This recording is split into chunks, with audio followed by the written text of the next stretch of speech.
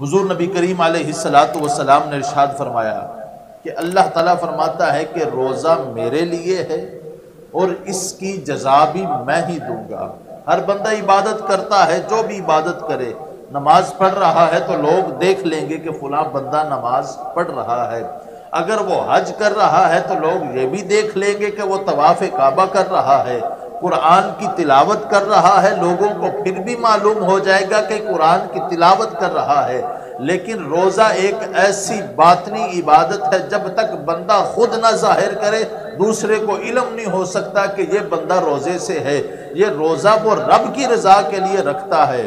رب کی رضا کے لیے۔ فرماتے ہیں رب نے فرمایا کہ روزہ میرے لیے ہے اور اس کی جزا بھی میں ہی دوں گا۔ اور پھر کوئی جنت کا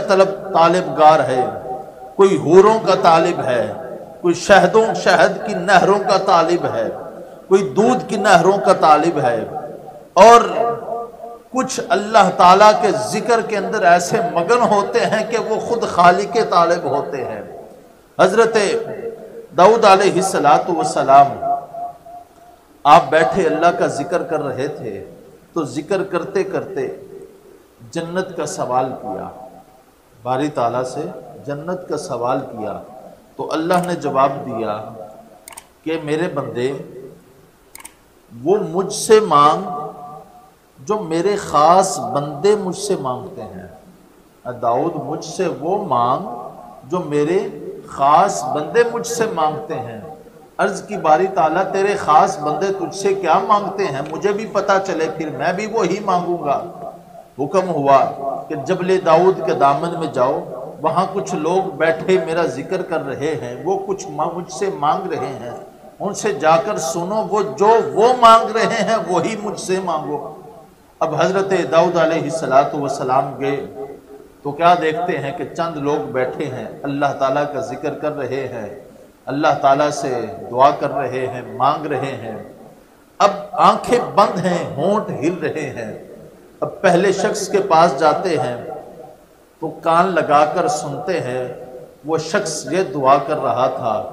کہ باری تعالیٰ تو مجھ سے میری آنکھیں واپس لے لے، میں تیرے سوا کسی اور کو دیکھنا نہیں چاہتا، تو مجھ سے میری آنکھیں واپس لے لے، میں تیرے سوا کسی اور کو دیکھنا نہیں چاہتا۔ بڑے حیران ہوئے، کیسا بندہ ہے جو اپنی آنکھوں ضائع کروانا چاہتا ہے، دعا یہ کر رہا ہے کہ میری آنکھیں مجھ سے لے لے۔ بڑے حیران ہوئے۔ اب دوسرے بندے کے پاس گئے، اس کی بھی آنکھیں بند تھی، ہونٹ ہل رہے تھے،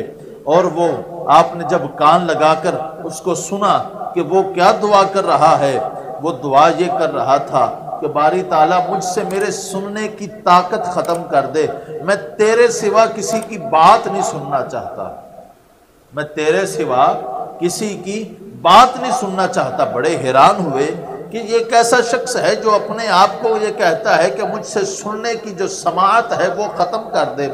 اور تیسرے شخص کے پاس گئے، وہ بھی بیٹھا دعا کر رہا تھا، آپ نے جب کان لگا کر سنا تو وہ یہ دعا کر رہا تھا کہ باری تعالیٰ مجھ سے بولنے کی طاقت چھین لے، میں تیرے سوا کسی سے گفتگو نہیں کرنا چاہتا،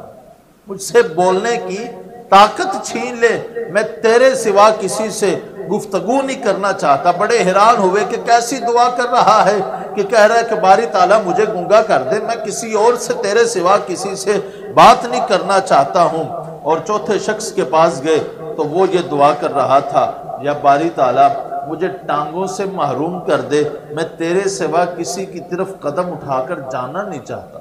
مجھے ٹانگوں سے محروم کر دے۔ تو اللہ تعالیٰ نے فرمایا اے داؤد یہ میرے خاص بندے ہیں، یہ مجھ سے مانگ رہے ہیں۔ ایک مانگ رہا ہے کہ باری تعالیٰ میں تیرے سوا کسی کو دیکھنا نہیں چاہتا،